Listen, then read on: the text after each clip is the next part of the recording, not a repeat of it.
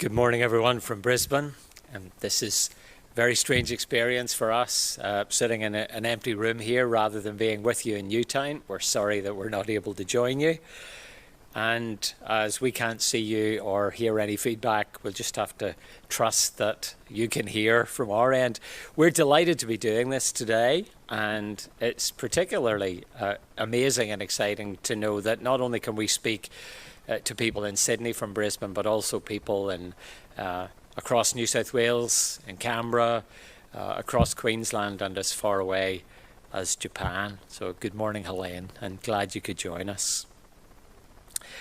For at least the past 50 years, it has generally been assumed that the Bible lived in, breathed in, contributed to, and proclaimed an oppressive and patriarchal view of women. To say that the Bible is sexist is just to state the obvious. So as long ago as 1973, Phyllis Tribble, who led the new wave of feminist biblical scholars, could write these words: "It is superfluous to document patriarchy in Scripture. Yahweh is the God of Abraham, Isaac, and Jacob, as well as of Jesus and Paul. The legal codes of Israel treat women primarily as chattel. Ecclesiastes condemns her whose heart is snares and nets and whose hands are fetters, concluding that although a few men may seek the meaning of existence, a woman among all these I have not found." Tribble goes on. In spite of his eschatology, Paul considers women subordinate to their husbands, and even worse, 1 Timothy makes women responsible for the sin in the world. Considerable evidence indicts the Bible as a document of male supremacy. Attempts to acquit it by tokens such as Deborah, Huldah, Ruth, or Mary and Martha only reinforce the case. If these views, says Tribble, are all which can be said, or primarily what must be said, then I, of all women, must be most miserable. I face a terrible dilemma. Choose ye this day whom you will serve, the God of the fathers or the God of the sisterhood. If the God of the fathers, then the Bible supplies models for your slavery.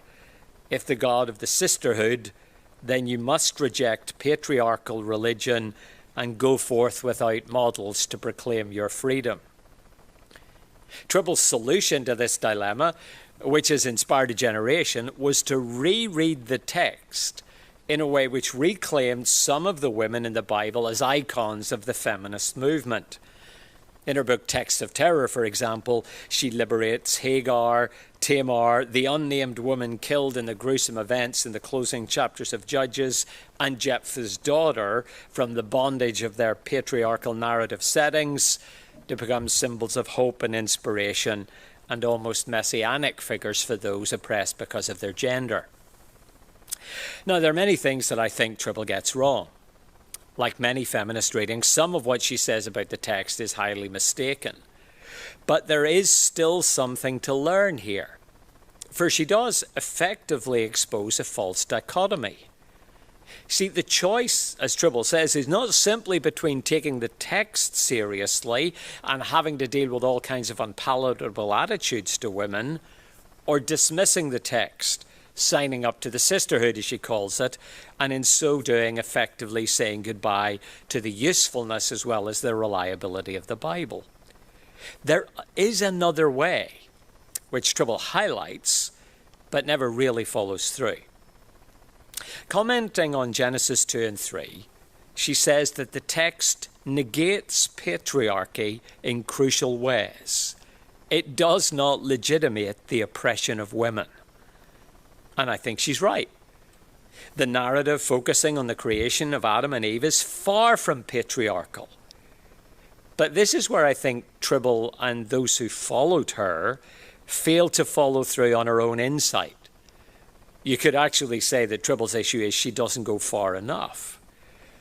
But I suspect that she doesn't follow this seminal insight through because her own statement actually undermines the entire feminist Reimagine the Bible project. You see, if Tribble's right, and she surely is when she says the text itself negates patriarchy in crucial ways, it doesn't legitimate the oppression of women, then you don't actually need to reimagine Genesis at all. You see, perhaps unfortunately for Tribble, her insight leads to the glorious conclusion that it is just unfair to describe Genesis as patriarchal at all. Yes, it's set in a patriarchal culture where men were clearly dominant in society. But in today's two talks, we want to demonstrate that not just the Eden narratives, but the entire book of Genesis subtly but relentlessly critiques its own world and lays the framework, sets up a pattern for healthy interactions between men and women. You see, Genesis itself provides us with a refreshing third way between patriarchy on one extreme and feminism on the other. I would argue, and this is really what these plenary sessions are all about, that the book of Genesis deliberately lays the foundation of what we might call biblical complementarianism. It is here in this book that God starts to lay out how healthy marriages should operate and how men and women should relate to each other in other relationships. It is here in Genesis that we begin to see what it means to be equal but different. Now, whilst it is true that Genesis, after the first 3 chapters, seldom addresses the issues of gender and roles directly, it's equally clear that this book has a definite theological agenda when it comes to understanding men and women. This book is punctuated by narratives involving men and women which depict how things should and very definitely should not be. So in these 2 sessions, we're simply going to work through the incidents involving women and men together in Genesis. In this first session, which will take us up to the end of Genesis 25, starting obviously with Adam and Eve, touching down briefly in Genesis 6 before considering Abraham, Sarah, Hagar, and then Abraham's other wives. And then in the second session, we'll move on to consider the rest of the book. Now, as it happens, most of the focus in the first 25 chapters is on relationships between husbands and wives, whereas in the second half of the book, it broadens to other relationships between men and women. We'll follow that broad pattern. Now, working on these talks has made both of us reflect again on the wealth of material on men and women in Genesis. And also it highlights the relative paucity of texts elsewhere in the Bible which deal with these key issues. And interestingly, the texts that do talk about men and women, particularly in the New Testament, almost invariably reflect back on some of these early narratives. I think that gives us good reason for paying very close attention to this book as the fundamental discussion of how we should relate to each other as women and men. So we begin our journey in Genesis 1 to 3, where, not to put too fine a point on it, man messes it up. For all the discussion of similarities between ancient Mesopotamian tales like the Atrahasis epic and the Gilgamesh epic and the opening chapters of Genesis, there really is nothing quite like the biblical account of the origins of our race. And at several key points in the narrative, the text displays an attitude to men and women which completely undercuts anything that could be called patriarchy. For a start, there's the radical equality of Genesis 1, 27 and 28. Here's what God says. Let us make man in our image, after our likeness. Let them have dominion over the fish of the sea, and over the birds of the heavens, and over the livestock, and over all the earth, and over every creeping thing that creeps on the earth. So God created man in his own image. In the image of God he created him. Male and female he created them. Now, there is nothing remotely similar to Genesis 1:27 in particular in any ancient document or tablet that has been discovered to date. The closest comes in the Atrahasis epic, where 14 pieces of clay are mixed with the blood of a slain god and placed in the womb goddess. After 10 months of gestation, the goddess gives birth to 7 male and 7 female offspring. but that's merely an acknowledgement of the existence of the sexes. It doesn't do what Genesis does and insists on their fundamental equality before God. There is no comparable statement of their shared status and value. The American academic Carly Crouch has argued fairly persuasively that this equality, where both male and female share the divine image, is rooted in the idea of divine sonship, which then spills over into the functional role of ruling in God's place. In other words, these words in Genesis 1 are a striking and unparalleled statement of the shared standing of men and women before God. This is where the teaching on the sexes begins. And it's a very long way from the kind of patriarchal stance which is normally attributed to the Bible. Now, I do think it's worth pausing to emphasize that in all our efforts to articulate and defend a healthy complementarian view of men and women, that we mustn't forget to emphasize and champion the equality of the sexes. As evangelicals, we have a fairly checkered record on this. And we need to work hard to make sure that we strongly affirm the equality of men and women, rather than being pushed further than we should out of reaction to those who hold what's generally called an egalitarian position. Part of me wants to say that we are egalitarian too. It's just that we're differentiated egalitarians, but I'm not sure that's going to catch on. But this is not just a matter of semantics. For not only is the equality of the sexes clearly taught in Genesis 1, it's theologically vital, particularly when it comes to discussing the atonement and the incarnation, for example. You see, Jesus became fully human, not half a person because he was male. The doctrines that flow from Jesus' humanity are only coherent if male and female are equal rather than subsets of humanity. But there are many people who know far more about this than me, so I'll flee quickly from the realms of systematic back to the safe ground of the non-patriarchal world of Genesis 2, where the radical equality of chapter 1 flows easily into the contours of complementarity in Genesis 2. Unfortunately, we don't have time to unpack every detail of Genesis 2, but I think there are at least 5 things which stand out as the basic stance of chapter 1 is picked up and developed.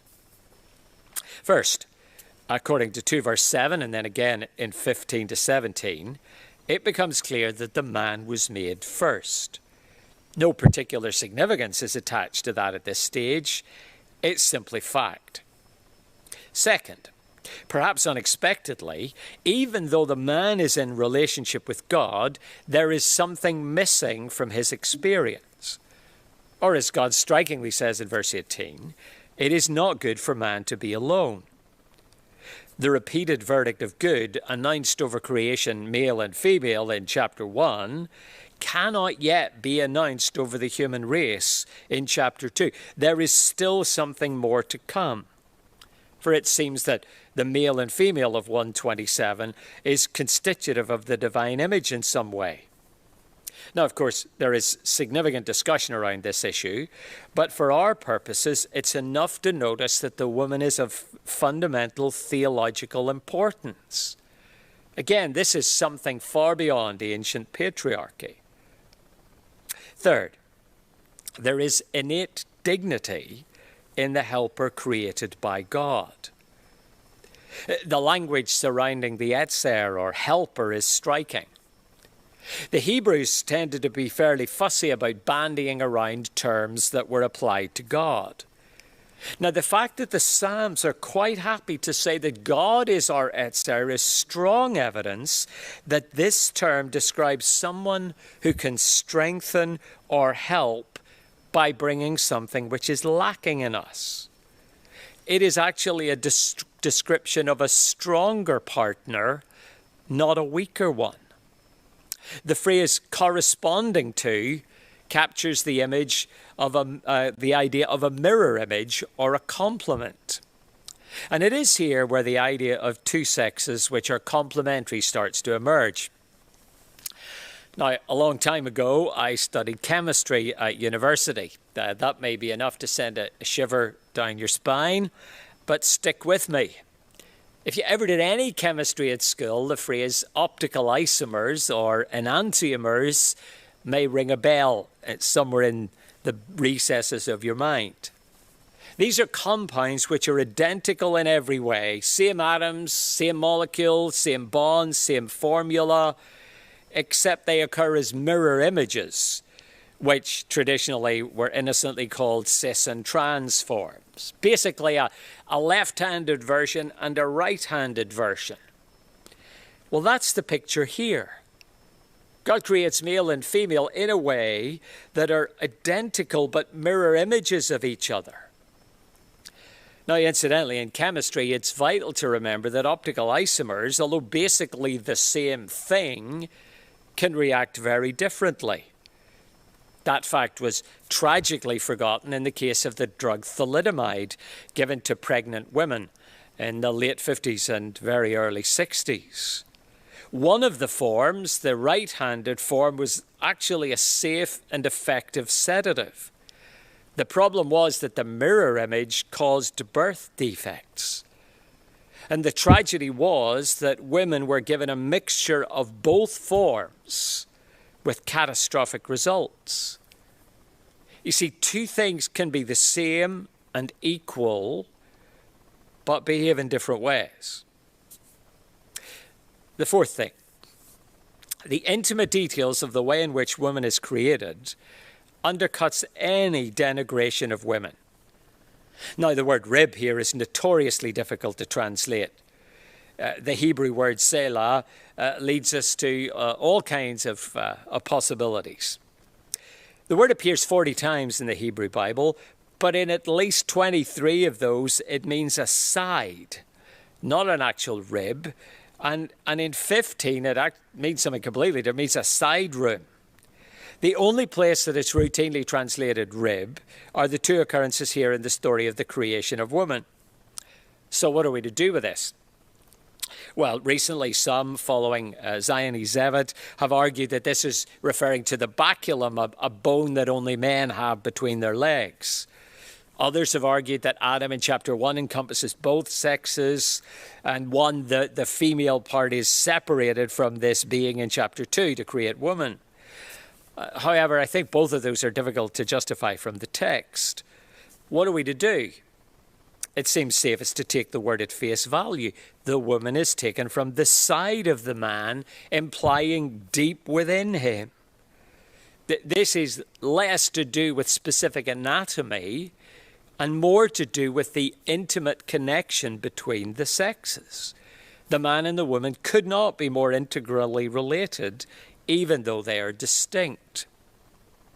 Then the fifth thing. The first words spoken by the man in the narrative hardly display a patriarchal attitude. On seeing the woman in 2:23, the man said, "This at last is bone of my bone and flesh of my flesh. She shall be called woman because she was taken out of man." Although the priority of the man is once again plain, there is nothing here to suggest that the man is treating the woman as inferior. There is basic reciprocity, which is reflected then in 2:24 and 25, where the man shall leave his father and mother and hold fast to his wife, and they become one flesh. And the man and his wife were both naked and were not ashamed. The fact that the man leaves his family may even be seen as safeguarding the woman from undue pressure and influence from the man's relatives, and if anything, is an implicit criticism of the man. Genesis 2 then, whilst laying a foundation for a complementarian understanding of the sexes, identical but different, displays nothing that suggests that Genesis had simply imbibed the patriarchal atmosphere of the world in which it was set and written. Which then takes us to the surprising subtleties of Genesis 3. Now, given the fact that the world of Genesis is essentially patriarchal, one would expect that in this text, above all others, a patriarchal perspective would be presented, and that the blame for the catastrophic events in the garden would be laid squarely at the door of Eve. But this is far from the case. There are several key things to notice.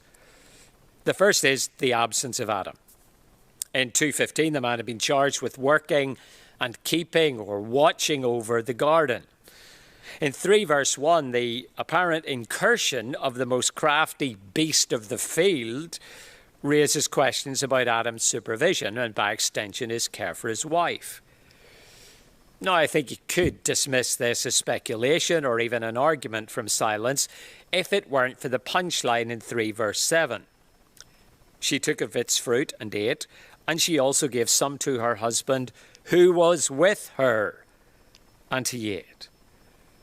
It is that simple revelation that Adam was there with her, presumably all along, that allows for the fact that Adam is primarily held responsible for these events, although in the initial stages it does look as if the primary fault lies with Eve. Then there's the attribution of blame. See, this same perspective on Adam's ultimate responsibility is reflected in the exchange which follows. The fact that God asks Adam to account for the events does imply that he is responsible. When Adam blames God and the woman you put here, who in turn blames the serpent in 3 verses 10 to 12, God addresses each of the parties in turn, with the clear implication that the ultimate responsibility lies with the one addressed last. That is Adam. Now, in an ancient context, this is really surprising. There is no sense in which the woman is made a scapegoat. In fact, the woman is said to have a key contribution to make to the resolution of the situation. See, that takes us to the woman's role in salvation. Now, Genesis 3:15 is an important verse for all kinds of reasons. But for now, I simply want to draw attention to the easily missed fact that God is saying the woman's role is vital as the plan of salvation is rolled out. I will put enmity between you and the woman, and between your offspring and her offspring. He shall bruise your head, and you shall bruise his heel. The highlighting of the role of the woman here seems to go beyond mere physiological necessity and underlines the fact that Eve and her descendants will have a crucial role in reversing the consequences of the choices made under Adam's watch, a fact which Adam himself seems to placard in 3 verse 20 as he names his wife. And then there's the nature of the curses. Again, it's easy to miss the fact that although the serpent and the ground are cursed, in the case of the ground because of Adam, no curse is uttered against the woman in 3:16. To the woman he said, I will surely multiply your pain in childbearing. In pain you shall bring forth children. Your desire shall be contrary to your husband, but he shall rule over you. Now, given what God says about childbirth, the absence of a curse may seem like small comfort, but it can't be dismissed. The action taken against the serpent and then Adam seems to be on a different level. It's also interesting that no reason here is specified for her increased suffering. In his forthcoming Christian Standard Commentary volume on Genesis 1 to 11, Ken Matthews writes this: there is no cause specified for her suffering, whereas the serpent is charged with deception, verse 14, and the man with eating disobediently. This is due to the woman's culpability through deception, in contrast with the willful rebellion of the serpent and the man. Also, the oracle is a gentler word for the woman, since her punishment entails the salvation of the human couple by announcing the birth of the deliverer and the ultimate defeat of the serpent. Whereas the man's action condemned the human family, Eve will play the critical role in liberating them from sin's consequences. This will be realized in part immediately as the woman gives birth to new life in chapter 4. But verse 15 indicates that the final conflict will also be humanity's victory by the virtue of the woman's role as childbearer. You see, in Genesis 3, the same basic understanding of human beings as equal before God continues to emerge. Both share in a relationship with God. Both are addressed by God, but the man and the woman face distinct challenges and have distinct contributions to make to God's work in the world. We could even say that distinct roles and responsibilities are starting to come into view. If anything, the treatment of the woman is gentler and more hopeful than that of the man, which suggests that, if anything, the writer of Genesis deals more harshly with men, despite the prevailing cultural biases. So, what are we to do with these basic insights from the earliest chapters of the Bible? Well, before we move on, both Fiona and I are going to try to apply, reflect on what God is saying to us through these passages as women and men. Fiona. What does Genesis 1-3 say to me as a woman? Well, first, there's the delight of being made in God's image, the wonder that he should dignify us, his creatures, with such an honour, and the added bonus of being handcrafted, as it were, by God, who just said the words and the universe was made. And yet, when it came to us, he rolled up his sleeves and he fashioned us as the very pinnacle, the best bit of his creation. He even did that differently for men and women, yet the delight, the dignity, the equality is there. And then there's the joy of Adam's response, that Eve is a worthy companion, the understanding of a shared privilege and a relational harmony. That's beautiful. Then Gary's already highlighted helpfully the radical equality of God's creative blueprint. I'm rebuked by the presumption with which I read of this, and I'm encouraged to marvel at it and to celebrate it. Radical equality. And then there's the nature of Eve's disobedience, her failure to trust God's goodness. This prompts me, when I disobey, to pause and ask, what am I failing to trust God for in this moment? And in that lack of trust, Eve leads her husband into sin. It's sobering, isn't it? When I stop trusting God, I'm not just putting myself in jeopardy, but potentially leading Gary astray too.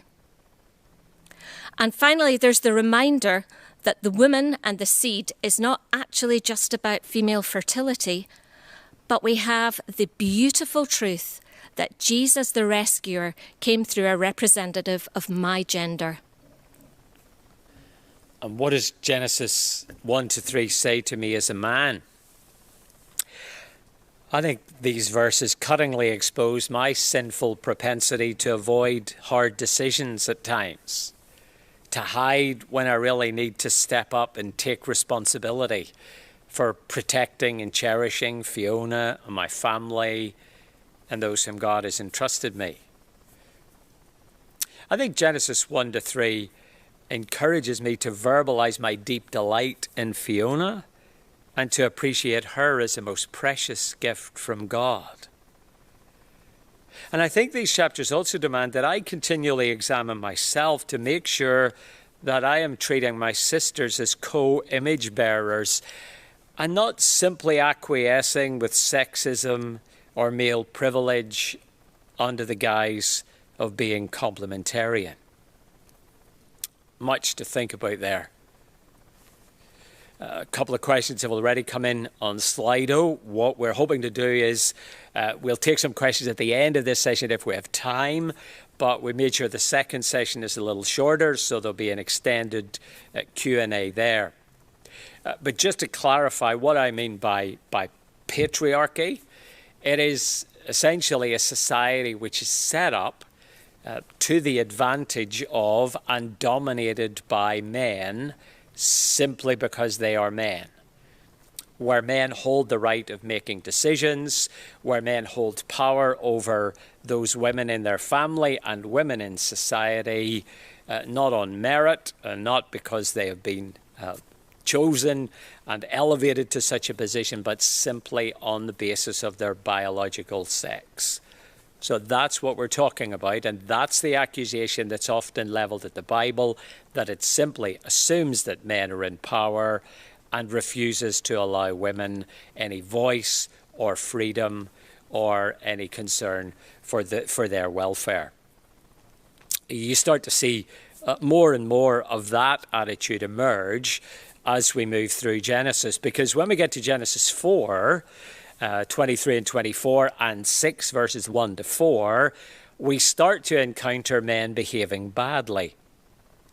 As the effects of sin permeate the world, according to Genesis, male violence starts to proliferate.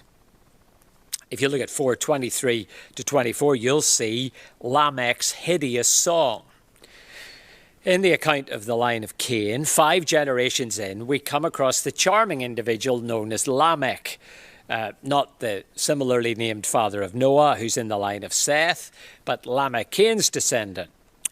Interestingly, Lamech had a key role in the growth of civilization. According to verse 19, Lamech took 2 wives. The name of one was Ada, the name of the other Zillah. He bore Jabal. He was the father of those who dwell in tents and of livestock. His brother's names was Jubal. He was the father of all those who play the lyre and the pipe. Zillah also bore Tubal-Cain. He was the forger of all instruments of bronze and iron. However, the text is also quick to assert that human progress also included increasing sinfulness, and in particular, increasing violence.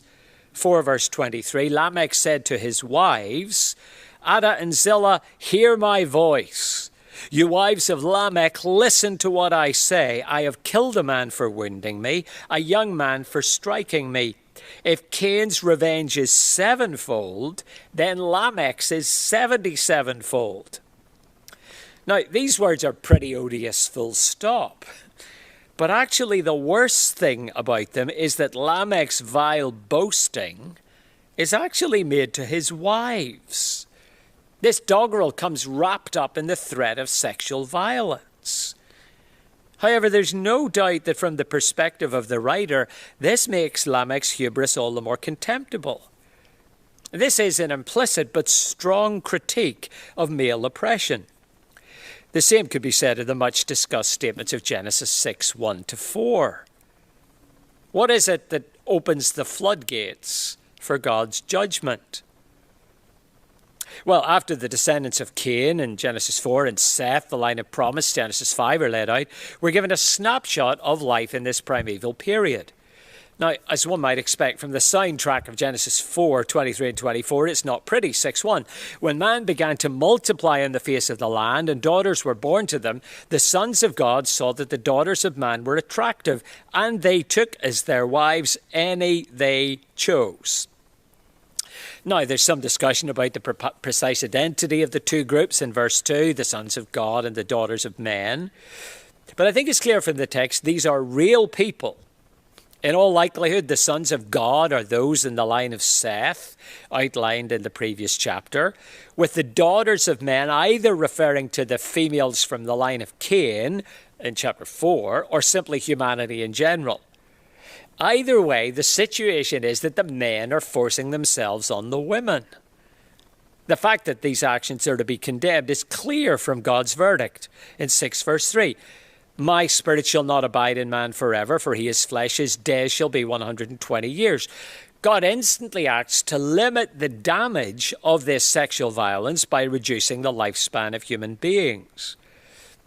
Now, the note in 6 verse 4 concerning the Nephilim, who are only mentioned here in the Bible, and in Numbers 13:31-33, where the spies say the people of the land are like Nephilim, which probably isn't to be taken too literally. It underlines that these are rough times when the strong did what they like. The brutality is indicative of a deep-rooted problem where powerful men abuse women. The Nephilim here, I think, are the heroes of old, strong warrior race, and there's no need for us to import anything else into the text. But it's very clear that 6:1-4 are intended as a justification, as in 6:5-7, of the dramatic act of judgment which was the flood. For our purposes, the key thing is that Genesis presents mistreatment of women as a regular part of life before the deluge and as a contributing factor to the ensuing judgment of God. The culpability here is clear. It is men who are behaving badly.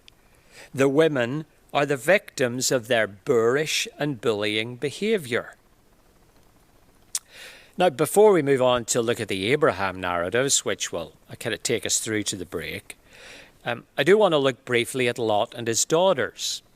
which I think proves to be a useful key in reading the much more complex stories that follow in the rest of Genesis. Now, let me refresh your memory about Lot and his daughters. Genesis 19, verse 30. Lot went up out of Zoar and lived in the hills with his 2 daughters, for he was afraid to live in Zoar. So he lived in a cave with his 2 daughters. The criticism of Lot here, as is often the case in Genesis, is implicit but very clear. His fear, which is the scent of faithlessness post-Sodom, appears to allow no thought for, let alone provision for, his daughters. His weakness and selfishness are the primary problem. Now, this actually has some history, because if we take a step back to the narrative surrounding the destruction of Sodom and Gomorrah, Lot has a fairly shady record when it comes to caring for his daughters. God sends messengers, some kind of angelic figures, yet in the narrative they are treated by everyone as human beings, so they're at least not recognized as anything other than ordinary people. And God sends these messengers to warn Lot, who is living in Sodom, of the impending destruction of the city. A crowd gathers outside Lot's door, demanding to gang rape these messengers, whom Lot knows to be sent from God. What does Lot do? At that point, Lot volunteers to send his daughters out to the mob, inviting that the mob rape his daughters rather than his visitors. Now, whatever the complexities and demands of ancient hospitality, that is a shocking thing for a father to do. And it's no less shocking in the ancient world than it would be today. Now, Lot has moved on from that, but he has decided now that he's living in fear. But as he lives in fear in this cave with his daughters, he appears to have little thought for the well-being of the daughters themselves. So the daughters are driven to take desperate steps to remedy the situation. Verse 31 of Genesis 19, the firstborn said to the younger, "Our father is old, and there is not a man on earth to come in to us after the manner of all the earth. Come, let us make our father drink wine, and we'll lie with him, that we may preserve offspring from our father." So they made their father drink wine that night, and the firstborn went in and lay with her father. He did not know when she lay down or when she arose. The next day the firstborn said to the younger, "Behold, I lay last night with my father. Let us make him drink wine tonight also. Then you go in and lie with him, that we may preserve offspring from our father." So they made their father drink wine that night also. And the younger arose and lay with him, and he did not know when she lay down or when she arose. Thus both the daughters of Lot became pregnant by their father. The firstborn bore a son called his name Moab. He is the father of the Moabites. To this day the younger also bore a son and called his name Ben-Ammi. He is the father of the Ammonites to this day. Now, on the one hand, I do think this narrative encourages sympathy for these women trapped in that cave with their father. However, despite their victimhood, it's also obvious that their actions, despite being resourceful, have significant long-term consequences, not simply for their family, but for the people of Israel. The conflict envisaged in Genesis 3 here seems to play out in terms of the passivity of a man, in this case a father, clashing with the understandable desire of women to take control of their own destiny. The results are not good. But once more, it would be far too simplistic to dismiss this narrative as anti-women. Neither Lot nor his daughters come out of this with significant credit. And we will see this pattern recur and recur again as we read on. Which takes us to Genesis 12 to 26 and Abraham's faith and failures. Abram is one of the towering figures of the Old Testament. But we would do well to remember that for the writer of Genesis, he, like the rest of us, is justified by faith rather than by works, which when it comes to the way in which he treats his wife, or to be more accurate, his wives and concubines, is a very good job. Carefully interwoven with the extravagant grace of God shown to Abraham, preeminently in the regularly repeated and expanding covenant promises, are sad, outrageous, and at times downright disturbing stories of the way in which he treats Sarai, his wife, and the other women in his life. And all of these events are presented in a critical light by the text itself. Take, for example, Abraham and Sarah with Pharaoh and Abimelech in Genesis 12 and again Genesis 20. It can surely be no accident that the grace and model response in faith of Genesis 12 verses 1 to 9 is followed up immediately by the bad behavior of Abraham when faced with a potential threat to his life because of Sarai's beauty in 12:10 and following. The narrative is not subtle in pointing out the patriarch's flawed and selfish decision-making process. The initiative for this ruse is entirely of Abraham's own making and is completely devoid of any concern for his wife. Verse 11, when he was about to enter Egypt, he said to Sarai, his wife, I know that you're a beautiful woman in appearance. Okay, smooth talker. And when the Egyptians see you, they will say, this is his wife. Fair enough. Then they will kill me, but they will let you live. Say you are my sister, so that it may go well with me because of you, and that my life may be spared for your sake. As in, because of you. Now, I think it's impossible to read verse 13 in any other way than Abram being selfish. He comes up with a plan. You go into slavery, I go free. You risk death, I get to live. Now, this reading is further strengthened by the fact that it comes on the back of the extravagant promises of God made earlier in the chapter. Abraham himself here highlights the beauty of his wife, yet exposes her to sexual danger by distancing himself from her.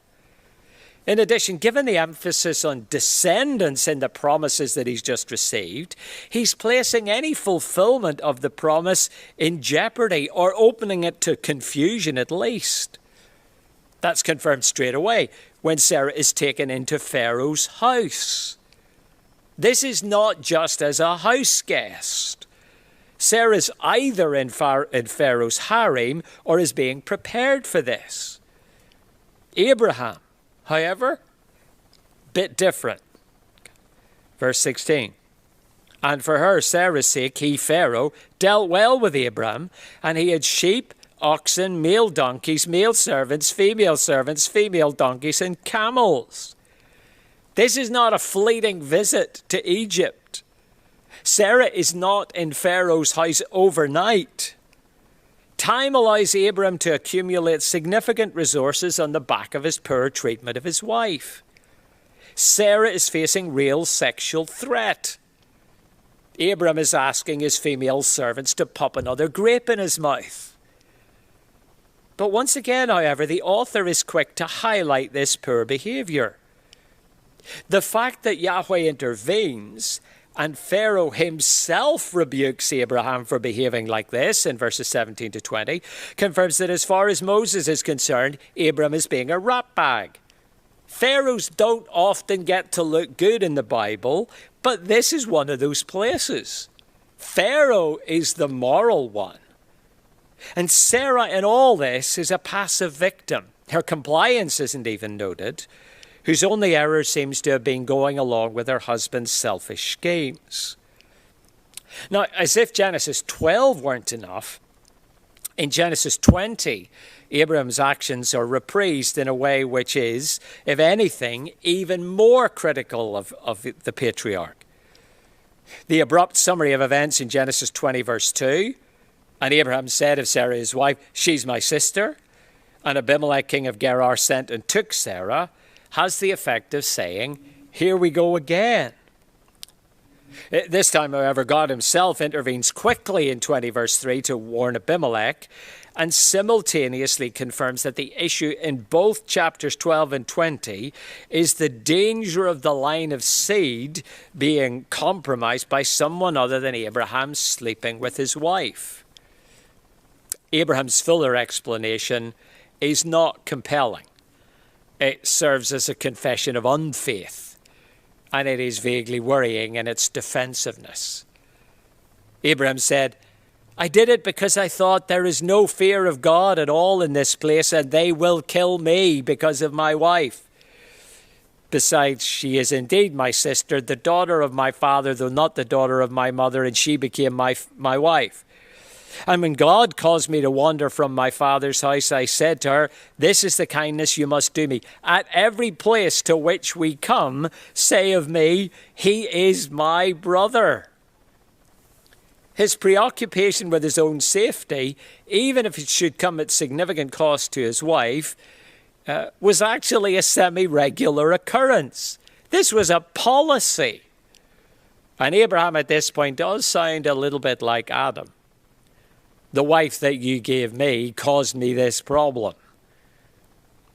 Once again, the vindication of Sarah by Abimelech serves both as an implicit condemnation by Abraham, or condemnation of Abraham, who this time is shown up not by an Egyptian pharaoh, but by a Philistine, and also confirmation that the narrator is clearly siding with vulnerable and exploited women. Verse 16, to Sarah he said, behold, I've given your brother 1,000 pieces of silver. It's a sign of your innocence in the eyes of all who are with you, and before everyone you are vindicated. The concern for the vindication of Sarah really is quite moving. Then we come into the events in between Genesis 12 and 20, the tangled narrative of Abraham, Sarah, and Hagar. Sadly, the incidents with Pharaoh and Abimelech, which frame the Abraham narrative, are not unique when it comes to exposing Abraham's bad behavior. His other interactions with women display similar ambiguities and contradictions. Now, the story of Abraham, Sarah, and Hagar does not start well. Abraham does not cover himself with glory. Verse 16, verse 1. Sarah, Abraham's wife, had borne him no children. She had a female Egyptian servant whose name was Hagar. And Sarah said to Abraham, behold now, Yahweh has prevented me from bearing children. Go into my servant. It may be that I shall obtain children by her. And then this. And Abram listened to the voice of Sarai. The echoes of Genesis 3 are pretty clear in this passage. Once again, the male concerned, who should be taking responsibility, is entirely passive. Despite God's explicit promise of 15:2 and 3 that his own son, rather than Eliezer of Damascus, will be his heir, there is no hint of any ongoing discussion after that point with Sarah. When she makes her suggestion of using Hagar as a surrogate, Abraham simply listened to the voice of Sarah. His contribution to the process is simply noted, and then he retreats from the scene. It leaves the reader with a strong sense that Abraham's main concern is simply with the production of his heir rather than the ramifications of his actions.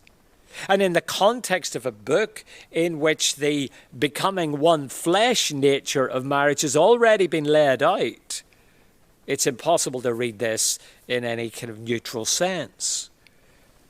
And this essential passivity, even denial of responsibility from Abraham, is highlighted in what happens next. Not unpredictably, in verse 4b, Hagar looked with contempt on her mistress.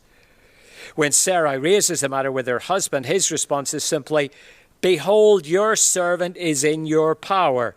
Do to her as you please. Verse 6. He basically says it's nothing to do with me. The account continues. Sarah dealt harshly with her and she fled. Now, Sarah's actions are not commendable either, but they are at least understandable from an emotional standpoint. Abram's lack of engagement is presented in a highly critical way.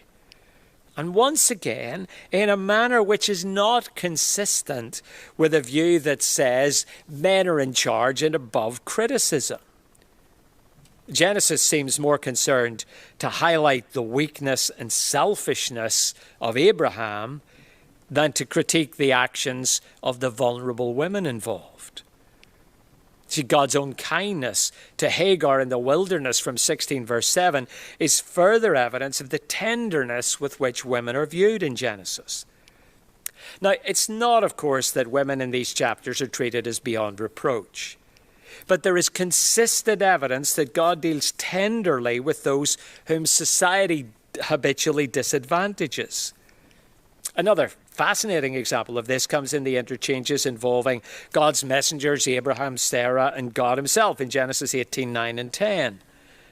After the message is conveyed to Abraham that Sarah would bear a child within 12 months, Sarah, overhearing the announcement, kind of understandably chuckles to herself, saying, verse 12, "After I'm worn out and my Lord is old, shall I have pleasure?" But it's what happens next that's so intriguing. The Lord said to Abram, "Why did Sarah laugh and say, 'Shall I indeed bear a child now that I'm old?' Is anything too hard for Yahweh?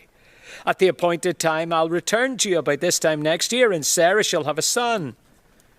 But Sarah denied it, saying, "I did not laugh, for she was afraid." He said, "No, but you did laugh."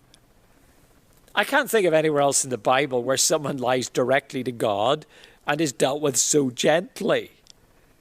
But that is how God seems to deal with this much-loved, if flawed, woman. The laughter theme recurs in a painful narrative where the tension between Sarah and Hagar finally comes to a head in Genesis 21. And the child grew and was weaned, and Abram made a great feast on the day that Isaac was weaned. But Sarah saw the son of Hagar the Egyptian, whom she had borne to Abram, laughing. So she said to Abram, "Cast out this slave woman with her son, for the son of this slave woman shall not be heir with my son Isaac." And the thing was very displeasing to Abraham on account of his son. Now there's deliberate ambiguity there. Why is Abraham getting angry? Which son is he talking about? But it is clear that Abraham is angry that Sarah is complicating things by complaining about Ishmael and Hagar. Abraham just doesn't want to deal with it. He basically wants an easy life. But God's response is startling. God said to Abraham, "Be not displeased because of the boy and because of your slave woman." Verse 12. "Whatever Sarah says to you, do as she tells you, for through Isaac shall your offspring be named. And I will make a nation of the son of the slave woman also, because he is your offspring." So Abram rose early in the morning and took bread and a skin of water and gave it to Hagar, putting it on her shoulder along with her child, and sent her away. And she departed and wandered in the wilderness of Beersheba. When the water in the skin was gone, she put the child under one of the bushes. She went and sat down opposite him a good way off, about the distance of a bow shot, for she said, "Let me not look on the death of the child." And as she sat opposite him, she lifted up her voice and wept. And God heard the voice of the boy, and the angel of God called to Hagar from heaven and said, "What troubles you, Hagar? Fear not, for God has heard the voice of the boy where he is. Lift up the boy and hold him fast with your hand, for I will make him into a great nation." Then God opened her eyes, and she saw a well of water, and she went and filled the skin with water and gave the boy a drink. And God was with the boy, and he grew up, and so on. Now, yet again, the father of the nation of Israel does not come out of these events well. Abraham is weak and passive. And it is God's extravagant and tender grace that redeems the situation as he deals so very gently with Hagar. God is clearly at work in the mess. But it is a mess.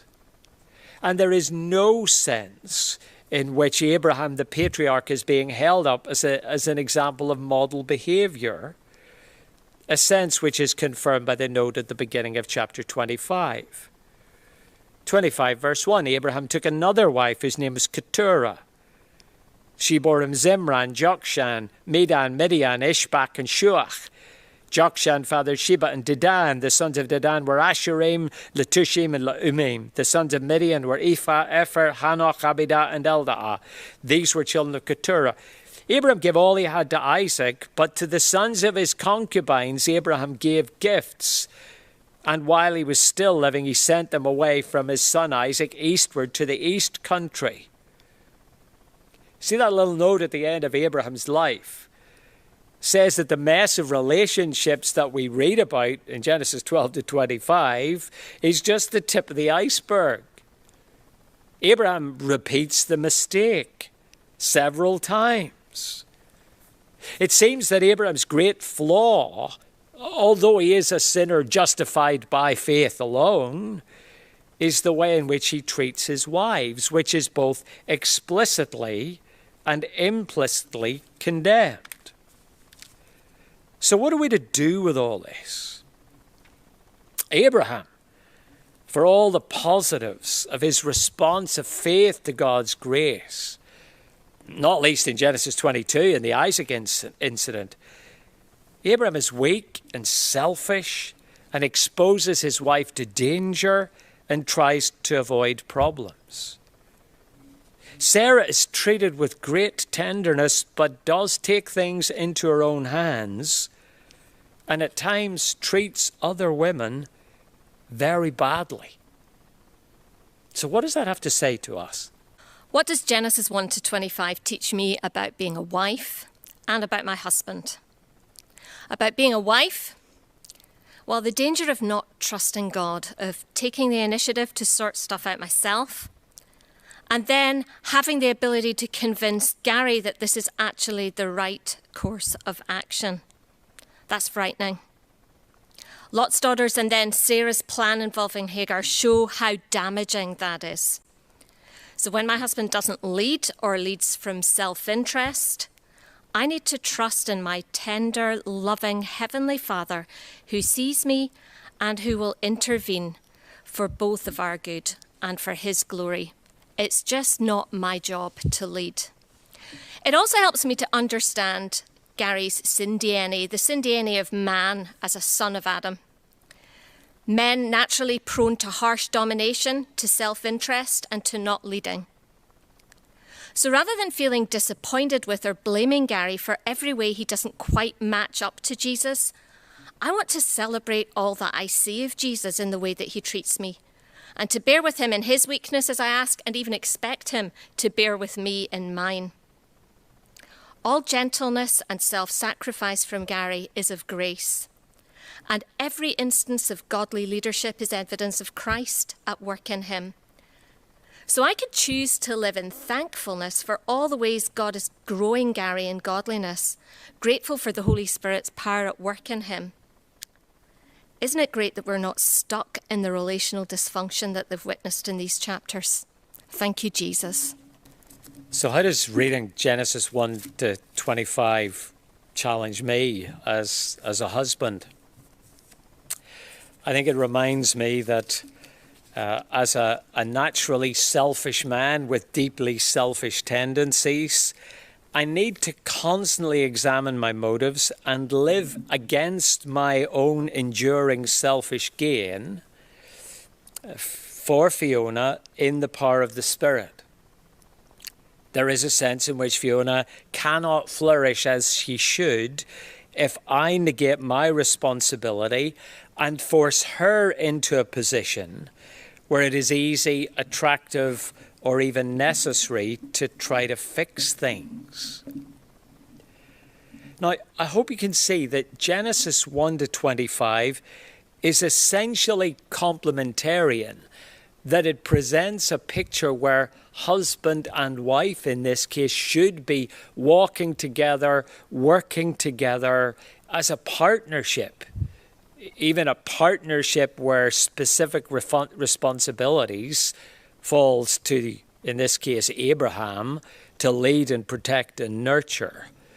But it is not that the man is always right and that all that is asked of the woman is simply to do what she is told. It is much more nuanced than that. I think I just want to make 5 biblical theological comments to kind of round off this session, and then we'll run quickly through a few questions before we break. God's grand plan, as it is born in the opening chapters of Genesis, intimately involves both men and women. That Adam and Eve are both necessary, and that Eve in particular is highlighted as the one who will bring the rescuer into the world. That's a perspective that's picked up very explicitly by Paul, for example, in Galatians. The second thing is that these chapters are establishing from the very beginning that no ordinary person can ultimately be relied on. That we are all broken, and that comes out in our relationships. That the doctrine of original sin has very specific things to say about the way in which we relate as men and women. Thirdly, I think it's becoming obvious that there are broad tendencies that can be observed in how men and women behave, and that we need to take these seriously, whilst remembering that we're all original sinners, and each of us is capable of sinning in ways that aren't typical of men or women in Genesis 1 to 25. The fourth thing is that in the mess, these chapters do present a coherent picture of how things should be. A picture which is continually kind of coloured in as we move through the Old Testament, and then ultimately embodied in Jesus Christ himself, a way of life, a quality of life which has now been put within our reach through Jesus' death and resurrection, the gift of the Spirit and our being united to him by faith. And the last thing is that these chapters launch us on a trajectory which are fulfilled when Jesus comes as a perfect human being with the goal of restoring our relationship with God, but ultimately also our relationships with one another as human beings created and then restored to his image. Let me pray together, and then I'll hand over to Jane.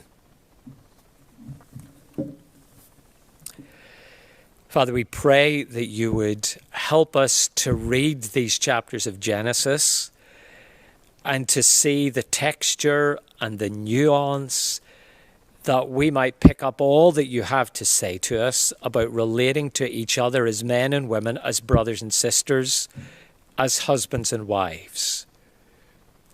And our prayer this morning, as always, is that you will help us to humble ourselves, that as you show us more of ourselves and more of your gracious provision to us in the Lord Jesus, that it might lead us to live humbly together, lovingly, gently, in a Christ-like way for the honour of Christ.